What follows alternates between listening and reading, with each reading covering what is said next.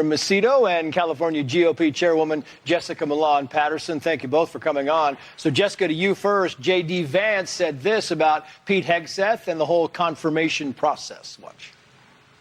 All I'm asking is that people actually allow the Senate process to work. We do not determine important government officials based on anonymous sourcing from the American media. We determine who our officials are through the nomination process, the advice and consent process of the United States Senate. And after the whole Brett Kavanaugh fiasco, Jessica, you would think the media would learn to be a little bit more, a little bit careful about what they're doing. I think you give some of your colleagues a little too much credit. But it's very clear that President Trump is also, this is my number one choice. We have won this election. I get to choose and I get to nominate. We're also going to see this process play out. We saw a poll this morning that showed a plurality of Americans agree with him as well. So we're going to see this process play out. This is a tried and true process where the Senate will confirm, the president gets to nominate, and we're going to see how it all works out. It's interesting. Back to you, Alexandra Macedo, but now because Karine Jean-Pierre was a little defensive today. She was pressed quite often on this whole Hunter Biden pardon, Joe Biden's credibility. And here's how the back and forth went. Watch. The next time that the president says he will or won't do something, why should the American people believe him? I answered that question. I don't have anything else to add. I answered the question. Can you explain it in a way that's understandable? I can't speak to you understanding the question or not, or my answer or not on this. I don't have anything else to say. I'm not going to relitigate this. Seems a little defensive to me, Alexandra. I don't know what do you think about that, but that was like, oh my, yeah, no, I'm not doing it.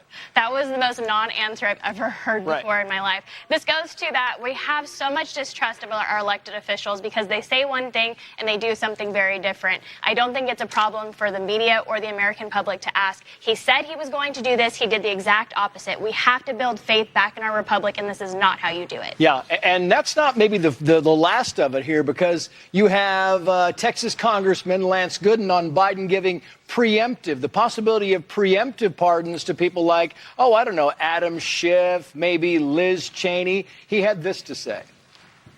Well, it would send a terrible message. First of all, it would say that we actually think the people that have been running our government for the last 4 years are guilty of something.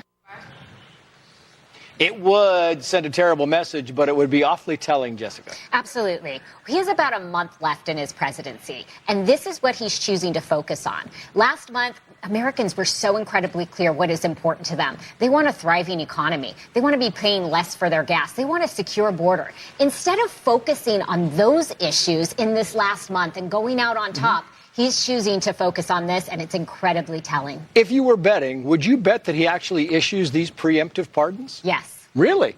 Because he thinks... He has nothing to lose. Wow. Yeah, he's got a lot of chips on the table, and you're right, nothing to lose. Meantime, Trump going to France this weekend because Emmanuel Macron invited him there. It seems to me, Alexandra, that it's almost like Trump is the president and Joe Biden is just kind of off and running. Nobody's focused on him at all. Every focus is on the president-elect. If it walks like a duck and quacks like a duck, it's probably a lame duck. And that's exactly what Joe Biden has been since Kamala Harris announced her bye for the presidency. We're really excited to have Trump back on the world stage. We have been craving strength on the world platform. And the fact that Trump is already getting to work shows we have an exciting 4 years ahead of us, and having the respect of other nations is exactly what we can expect. And I think the interesting part of this whole thing is that a lot of world leaders, you talk about Canadian world leaders, people who don't really are not big Trump fans, also seem like they're ready to jump in the game. Alexandra, Jessica, thank you both.